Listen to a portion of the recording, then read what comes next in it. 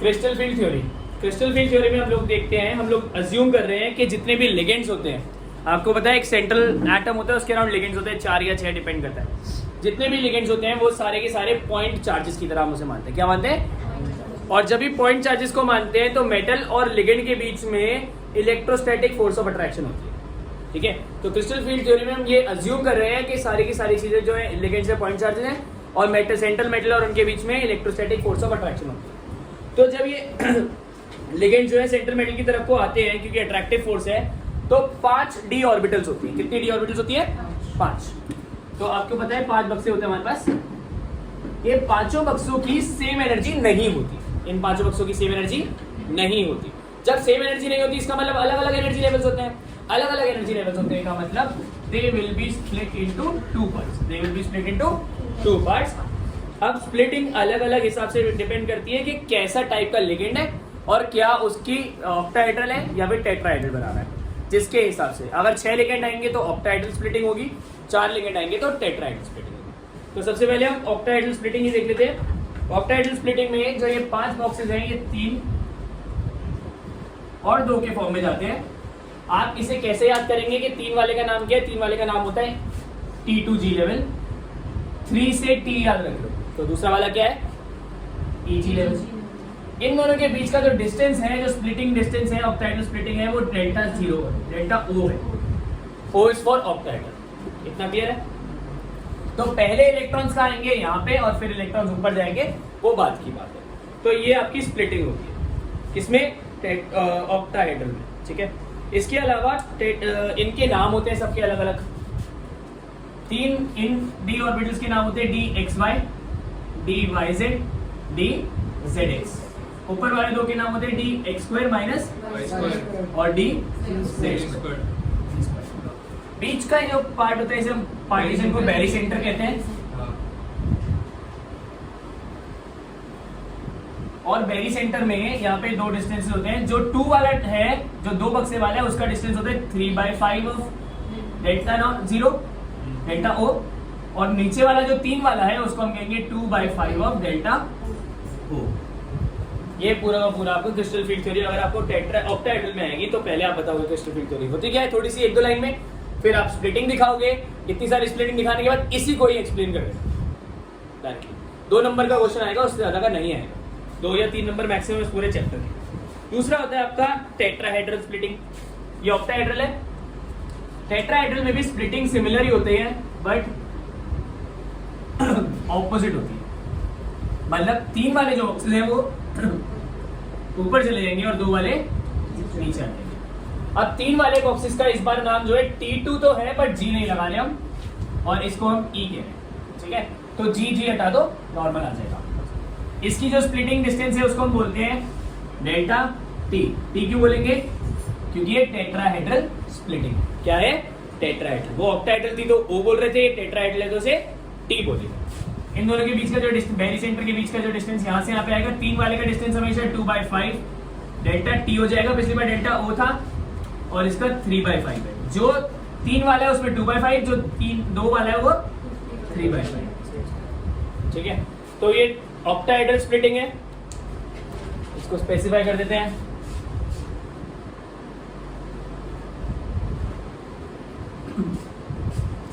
Splitting है और ये टेट्राहेड्रल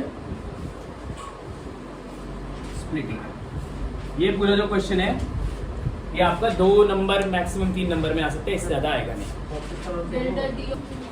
इन दोनों की स्प्लिटिंग का जो डिफरेंस होता है, डेल्टा T जो होता है वो डेल्टा 0 का 4/9 टाइम्स होता है। ठीक है, इसका मतलब डेल्टा 0 जो भी है उसका 4/9 टाइम्स डेल्टा T है। अगर ये 90 है तो डेल्टा T सिर्फ 40 है। बहुत छोटी स्प्लिटिंग होती है, बहुत कम स्प्लिटिंग होती है।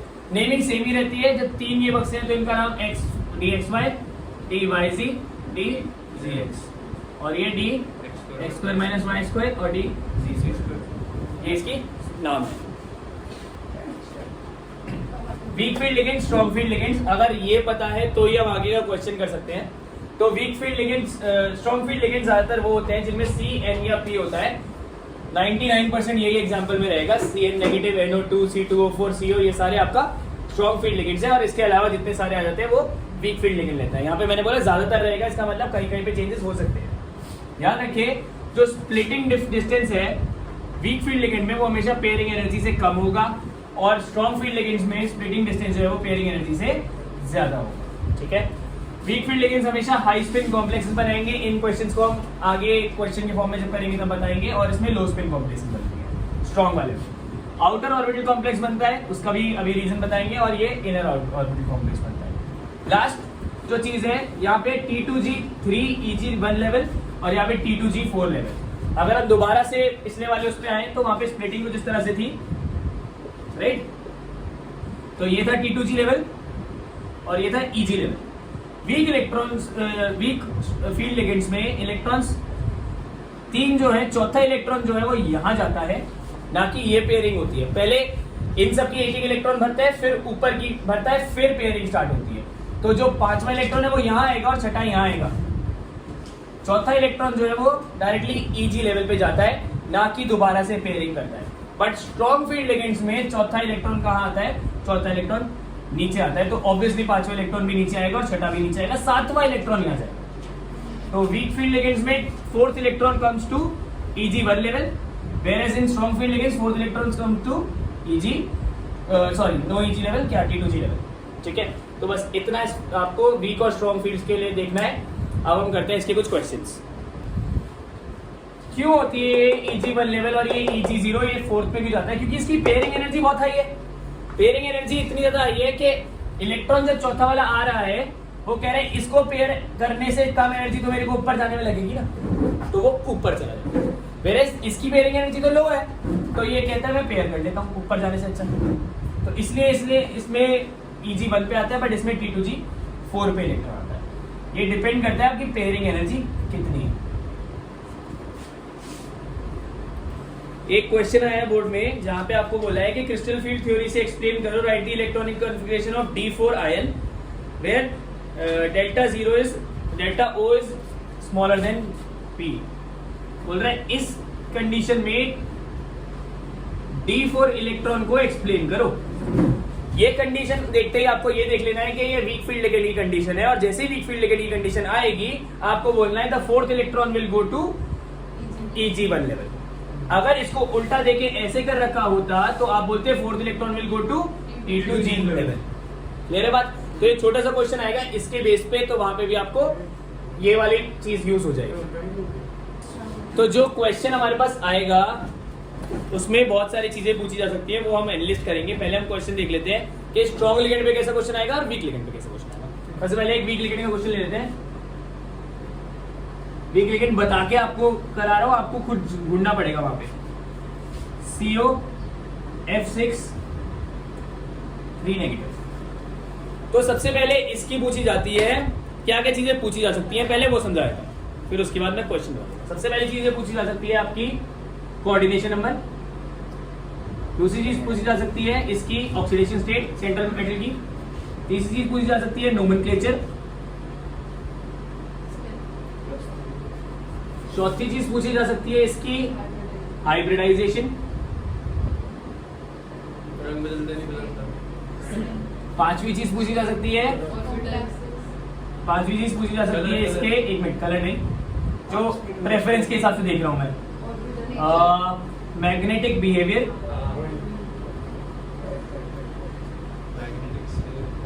फिर उसके बाद पूछी जा सकती है इसकी, नहीं, इससे पहले ये पूछी जा सकती है हाइब्रिडाइजेशन हो गई, मैग्नेटिक मूवमेंट, हाँ पूछी जा सकती है। अब पूछी जा सकती है आउटर और इनर कॉम्प्लेक्स, ठीक है, वो पैरामैग्नेटिक मैग्नेटिक बिहेवियर में आ गया। इसके बाद पूछी जाती है spin, up spin down spin है। पूछा जा सकता है कलर देता है या नहीं देता। पूछा जा सकता है कि शेप क्या है, ये 10 चीजें आपकी पूछी जा सकती है एक ही क्वेश्चन में से। ऑब्वियसली 10 की 10 नहीं पूछी जाएंगी, 2 या 3 पूछी जाएंगी, बट क्योंकि हम जब यहाँ पे इस चैप्टर को हम ऐसे लेके चल रहे हैं कि कोई क्वेश्चन छूटना ही नहीं चाहिए, तो कुछ भी पॉइंट नहीं छूटना चाहिए, तो हम ये 10 की 10 चीजें इसमें निकालेंगे पहले वीक में, अगला क्वेश्चन करेंगे स्ट्रॉन्ग में निकालेंगे। ठीक है, तो शुरू कर देते हैं। सबसे पहले आपको क्या लेना है, फिर मैं आपको शॉर्टकट भी बताऊंगा। अभी ये लॉन्ग फॉर्मेट में देखते हैं करना क्या है। सबसे पहले कोबाल्ट का आपको एटॉमिक नंबर 99% क्वेश्चन में दे रखा होगा, बट फिर भी आपको पता होना चाहिए 27। कोबाल्ट का एटॉमिक नंबर है 27 मतलब 3d7 4s2। ठीक है, अब हम शुरू करते हैं कोऑर्डिनेशन नंबर से। सबसे पहली चीज कोऑर्डिनेशन नंबर मतलब नंबर ऑफ लिगेंड्स कितने हैं या कितनी बाइंडिंग साइट्स है उसके पास। कोऑर्डिनेशन नंबर यहाँ पे आप देख के ही बता सकते हैं, कोऑर्डिनेशन नंबर इज 6। दूसरी चीज आपसे पूछी जाती है कि ऑक्सीडेशन स्टेट, उसको हम निकाल लेते हैं। जिन लोगों के लिए अभी भी दिक्कत है उन लोगों को मैं बता दूं, सेंट्रल मेटल को आप लेते हैं x, f कितने हैं 6 है, और हर फ्लोरीन क्लोरीन ब्रोमीन आयोडीन सारे के सारे -1 चार्ज होता है। टोटल चार्ज हम उसके सामने रखते हैं, x - 3 = x - 6 = -3, x = 6 - 3, x = +3। ये आपका आ गया ऑक्सीडेशन स्टेट। ये ऑक्सीडेशन स्टेट इसलिए भी निकालना जरूरी है, इस चीज में निकालना जरूरी, ये चीज इसलिए निकालना जरूरी है क्योंकि आपको हाइब्रिडाइजेशन बिना ऑक्सीडेशन स्टेट के नहीं होगी। कोबाल्ट पे जितना चार्ज है, कितना चार्ज है +3, उसको हम यहाँ पे निकालते हैं CO पे 3 पॉजिटिव। 3 पॉजिटिव का मतलब होता है हर पॉजिटिव में से 1 इलेक्ट्रॉन लूज होता है। 3 पॉजिटिव से 3 इलेक्ट्रॉन लूज होते हैं, 3 इलेक्ट्रॉन लूज होते हैं। तो सबसे पहले हम इसमें से 2 इलेक्ट्रॉन निकाल देते हैं, आउटर मोस्ट में से 2 निकाल दिए, 1 बचा। हम क्या करेंगे 3d6। ये आपका कोबाल्ट की चीज आ गई, इसे हम करते हैं बाद में। नोमेनक्लेचर इसका सिंपल सा है, हेक्साफ्लोरो कोबाल्टेट 3 हेक्साफ्लोरो कोबाल्टेट 3 आयन। टेट क्यों लिया, क्योंकि नेगेटिव है, और हेक्साफ्लोरो क्यों लिया, क्योंकि फ्लोरोफ्लोरिडो दोनों सही है, फ्लोरोफ्लोरिडो दोनों सही है। ठीक है, हेक्साफ्लोरो या हेक्साफ्लोरिडो कोबाल्टेट 3 आयन, ये इसका नोमेनक्लेचर पहले भी आप कर चुके हैं। अब आते हैं मेन काम हाइब्रिडाइजेशन पे। CO3 पॉजिटिव की 3d6 4s0। ठीक है, तो जरा इसकी पहले हम बना लेते हैं CO3 पॉजिटिव की स्टेट।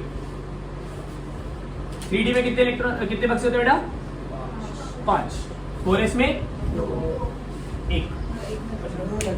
ये आप लोगों ने देख लिया होगा, जिसने नहीं देखा होगा इसको दोबारा देख लेना, बाद में रिमाइंड कर लेना वीडियो, क्योंकि मुझे जगह चाहिए। 4 पीक में कितने होते हैं 3। हम क्या कर रहे हैं 6 इलेक्ट्रॉन्स डाल रहे हैं CO3 पॉजिटिव में, 1 2 3 4 5, D में 6 है ना 6। क्लियर है बात। अब हम वीक फील्ड लिगेंड को इसके अंदर इंटरैक्ट करा रहे हैं, क्योंकि ये वीक फील्ड लिगेंड है तो ये आपको मेन बात ये ध्यान रखनी है, वीक फील्ड लिगेंड जो होता है इलेक्ट्रॉन्स को फर्दर पुश नहीं करता, पेयरिंग नहीं कराता। वीक फील्ड लिगेंड पेयरिंग नहीं कराता, वीक फील्ड लिगेंड जैसा ये होता है वैसे के वैसे ही छोड़ देता है, और आगे वाली चीजों में जाके जुड़ जाता है। आगे वाली में जुड़ जाता है मतलब कितने F है 6 F है, 1 बक्सा 2 बक्सा 3 बक्सा 4 बक्सा, 4 ही हुए, 6 चाहिए थे हमें। 4D पे जाएंगे, D में 5 होते हैं, और ये 2 ही बक्से एक्वायर करेंगे। तो F ने टोटल 6 बक्से एक्वायर कर लिए, आगे को पुश नहीं करा because it was a week field ligand. हम स्ट्रॉन्ग में देखेंगे कुछ और चीज। तो हाइब्रिडाइजेशन ये बन गया। हाइब्रिडाइजेशन अभी भी लोगों को समझाने के लिए सिंपल बात करूंगा। S का कितना बक्सा है 1 बक्सा है, P के कितने बक्से हैं 1 2 3, और D के कितने बक्से हैं 2। तो इसकी हाइब्रिडाइजेशन जो 4th पॉइंट था हमारा हाइब्रिडाइजेशन, वो आ गई sp3d2। क्या आ गई sp3d2। 5वां पॉइंट है मैग्नेटिक बिहेवियर। मैग्नेटिक बिहेवियर बेटा सिंपल बात है, या तो वो होगा डायमैग्नेटिक या तो होगा पैरामैग्नेटिक। डायमैग्नेटिक का मतलब है सारे के सारे इलेक्ट्रॉन्स पेयर्ड है, पेयर्ड है मतलब जुड़े हुए हैं एक दूसरे से, पेयरिंग हो सकती है। और पैरामैग्नेटिक का मतलब होता है कि अनपेयर्ड इलेक्ट्रॉन्स है। अब यहाँ पे देखें आपको दिख रहे हैं 4 इलेक्ट्रॉन अनपेयर्ड, तो इसका जो 5th पॉइंट है magnetic behaviour, that is called paramagnetic. 5th is paramagnetic due to 4 unpaired electrons, right. ये आपका 5th पॉइंट आ गया। 6th पॉइंट है मैग्नेटिक मूवमेंट। हम लोगों ने देखा कितने अनपेयर्ड इलेक्ट्रॉन्स है आपके पास 4 अनपेयर्ड इलेक्ट्रॉन्स है, 6 में से 2 पेयर्ड है, 4 अनपेयर्ड है, तो n की वैल्यू होती है 4। सिंपल फॉर्मूला होता है मैग्नेटिक मूवमेंट निकालने का, mu is equal to root में n+2, 4 into 4+2 is 6, root 24 will be 4.9 something, और इसकी यूनिट होती है बोर मैग्नेटॉन बीए। ये सिंपल सा छठा वाला बात है। इसको एन निकालने के लिए आपको ये देखना जरूरी है कि कितने अनपेड है। अगर डायमैग्नेटिक हुआ तो एन जीरो म्यू जीरो है, क्यों? क्योंकि एन की वैल्यू ही नहीं है। बट ये कब होगा? जब डायमैग्नेटिक होगा, ठीक है, जब ये डायमैग्नेटिक होगा। N is equal to 4, mu is equal to n plus 2, 4 plus 2 6, 4 into 6 24, root 24 is 4.8 4.9 ऐसे कुछ आसपास आएगा। ये आपका 6th पॉइंट हो गया। 7th point is outer complex और इनर कॉम्प्लेक्स। इसको देखने के लिए आप हाइब्रिडाइजेशन को दोबारा देखेंगे, और हाइब्रिडाइजेशन को दोबारा देखेंगे तो आपको पता चलेगा कि डी कहाँ है। डी अगर बाहर की साइड सबसे लास्ट में लिखा हुआ है तो आउटर कॉम्प्लेक्स है, और डी अगर अंदर की साइड लिखा हुआ है तो इनर कॉम्प्लेक्स है। ध्यान रखना, ज्यादातर वीक फील्ड लिगेंड में डी बाहर की साइड ही होता है। तो वीक फील्ड लिगेंड में आपने पिछले वाले उसमें देखा था कि वो हमेशा आउटर ऑर्बिटल कॉम्प्लेक्स ही बनाते हैं। कुछ चीजें आपको डायरेक्टली गिवन होती है तो आपको बार बार देखने की जरूरत नहीं है। अगर ढूंढना भी है तो डी की वजह से देखते हैं कि डी अंदर है या बाहर है। इसके अलावा अगला है स्पिन। आप लोग देख रहे हैं वीक फील्ड लिगेंड में, याद रखेंगे हमेशा वीक फील्ड लिगेंड में हमेशा स्पिन एक ही होगी, जो कि होगी अप स्पिन। क्या होगी? Up spin. अप स्पिन को क्या कहते हैं? High spin complex. Strong field ligand होगा तो लो स्पिन कॉम्प्लेक्स होगा, वीक फील्ड लिगेंड होगा तो हाई स्पिन कॉम्प्लेक्स। ये आपका हो गया 8th point. 9th point is colouration. अगर आपको पैरामैग्नेटिक है तो ऑब्वियसली वो कलरफुल है। क्या है? कलरफुल। तो इसका मतलब शोज कलर। कलर क्वेश्चन इसमें ऐसे आता है कि भाई ये वाली चीज कलर की शो करती है, तो आप सीधा बोल देना बिना देखे कि भाई इसमें अनपेड इलेक्ट्रॉन्स है, ठीक है, डीडी ट्रांजिशन है। तो डी के अनपेड इलेक्ट्रॉन्स की वजह से कलरेशन देते हैं। And last is shape. ध्यान रखेंगे जब भी कोऑर्डिनेशन नंबर 6 आया एक ही शेप बनेगा, और वो शेप है ऑक्टाहेड्रल। ये तब ये 10th पार्ट है। ये सीधा देख लेना है, इसके लिए आपको ये ताम तबेड़ा करने की जरूरत नहीं है, डायरेक्टली आ जाएगा। डिपेंड करता है कि आपने सीधा कोऑर्डिनेशन नंबर ढूंढा है या नहीं ढूंढा है। कोऑर्डिनेशन नंबर कुछ जगह पे आप कंफ्यूज हो जाते हो, जहां पे आपको EN या C2O4 आता है। हर EN को 2 में गिनना है। जैसे F को 1 into 6 गिन रहे हैं, EN को 2 गिनते हैं, और C2O4 को भी 2 गिनते हैं। इन दोनों को छोड़ के बाकी जितना भी आपके कोर्स में आएगा वो सारे के सारे जो है वो यूनिडेंटेड लिगेंड्स हैं। ये दोनों बाइडेंटेड है, और इनको 2 से मल्टीप्लाई करके जो भी आंसर आएगा फिर आपका कोऑर्डिनेशन नंबर होगा। 100% क्वेश्चंस में कोऑर्डिनेशन नंबर 4 या 6 ही आ रहा है। उनमें से 90% क्वेश्चंस में कोऑर्डिनेशन नंबर 6 ही आ रहा है, ठीक है। तो कुछ अटपटा दिखे, कभी कभार आपको ऐसे दिखेगा EN होल थ्राइस, तो भाई 6 है इसका, क्योंकि हर EN को 2 गिनना है। 2 into 3 6। कभी कभार ऐसे दिखेगा EN 2 Cl2, EN 2 into 2 4 Cl2, कितना हो गया? 6। 4 मत कर देना, ठीक है। तो ये बात आपको ध्यान रखनी है। ये वीक फील्ड लिगेंड के लिए। अगला क्वेश्चन हम स्ट्रॉन्ग फील्ड के लिए करते हैं। अब इसमें सबसे पहले हम निकालते हैं क्या? Coordination number. कोऑर्डिनेशन नंबर क्या है? 6। ऑक्सीडेशन स्टेट निकालेंगे। ऑक्सीडेशन स्टेट निकालेंगे, Fe को x ले लेंगे, Cn को 6 into -1, Cn का भी चार्ज -1 होता है, टोटल -3, x इक्वल टू +3, ठीक है। अब निकालेंगे कि हमारे पास Fe का एटॉमिक नंबर क्या है? 26, मतलब 3d6 4s2। 3 पॉजिटिव स्टेट है तो हम Fe 3 पॉजिटिव का निकालेंगे। 2 इलेक्ट्रॉन निकलेंगे यहाँ से, 1 निकलेगा यहाँ से। हमने कब किया? पहले 2 यहाँ से, 1 यहाँ से। क्लियर है? 3d5, ठीक है। इसके अलावा हमें क्या निकालना है? अब हमें देखना है कोऑर्डिनेशन नंबर हो गया, ऑक्सीडेशन स्टेट हो गया, नाम इसका क्या है? हेक्सासाइनिडोफेरेट 3 आयन। ये भी नेगेटिव है तो फेरेट आएगा, ठीक है, इसका नाम हो गया। अब हम निकालेंगे, फॉर्मूला लगाते हैं 3d5, राइट।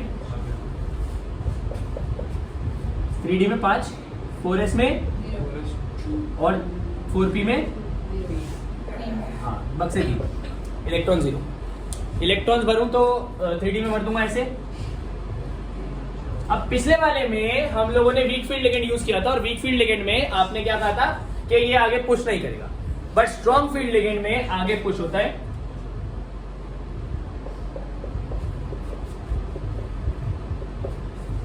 इलेक्ट्रॉन्स निकल जाते हैं 1 2 3 4 5। 6 CN है, 6 CN आ जाएंगे अगले 6 बक्सों में। 1 2 3 4 5 6 बॉक्सेस आ गए।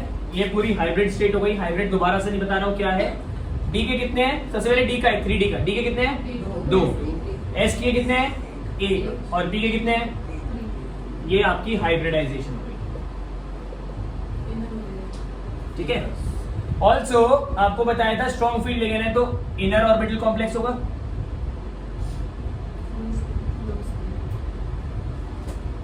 और स्ट्रॉन्ग फील्ड है तो सिंपल लो स्पिन कॉम्प्लेक्स होगा। ठीक है। हाइब्रिडाइजेशन है भाई, इनर और आउटर आ गया, 3 चीजें ये रही, 1 2 ऑक्सीडेशन स्टेट और नाम, 6 चीजें हो चुकी। अगली चीज है इसकी मैग्नेटिक मूवमेंट। कोई अनपेड इलेक्ट्रॉन है, 1 है तो पैरामैग्नेटिक। स्ट्रॉन्ग फील्ड का मतलब जरूरी नहीं है कि डाई बने, कभी बार पैरा भी बन सकता है, पैरामैग्नेटिक, एक अनपेड इलेक्ट्रॉन की वजह से। फिर इसका मैग्नेटिक मूवमेंट निकालेंगे, mu is equal to root में 1 + 2 √3 1.73 VM। हमने 8 चीजें अभी तक निकाल ली है। अगली चीज है शेप। शेप मैंने पिछले वाले में बताया था, जब भी कोऑर्डिनेशन नंबर 6 आए शेप होता है ऑक्टाहेड्रल, और कलरेशन यस कलर, मतलब कलरेशन कलर शो करता है। क्यों? क्योंकि अनपेड है। ये 10 चीजों में से कोई भी आपको पूछ सकते हैं डायरेक्टली। कोऑर्डिनेशन नंबर अगर आपका 4 है तो 2 टाइप के स्ट्रक्चर्स बन सकते हैं। एक बन सकता है sp3d2 पे, sp3 पे हाइब्रिडाइजेशन, अगर 4 कोऑर्डिनेशन नंबर 4 है तो हाइब्रिडाइजेशन बन सकती है sp3 और dsp2। अगर sp3 हाइब्रिडाइजेशन है तो इसका स्ट्रक्चर बनेगा टेट्राहेड्रल, और अगर dsp2 है तो आपका बनेगा स्क्वायर प्लेनर। एक चीज ध्यान से कि टेट्राहेड्रल जो स्ट्रक्चर बनेगा वो हमेशा वीक फील्ड लिगेंड के साथ ही बनेगा। इसमें किसके साथ? वीक फील्ड के साथ। और ये ऑब्वियसली आउटर ऑर्बिटल कॉम्प्लेक्स है, क्योंकि इसमें डी कहीं नहीं है तो मतलब आउटर ले लेते हैं इसे। ये डी अंदर है तो इनर, और इनर किसके लिए बनता है? स्ट्रॉन्ग लिगेंड के लिए। और कोऑर्डिनेशन नंबर अगर 6 है तो आपका एक ही स्ट्रक्चर बनेगा, चाहे वो D2sp3 हो चाहे sp3d2 हो, स्ट्रक्चर हमेशा ऑक्टाहेड्रल ही बनेगा। 4 के लिए चेंज हो सकता है बट 3 के 6 के लिए सेम ही रहेगा।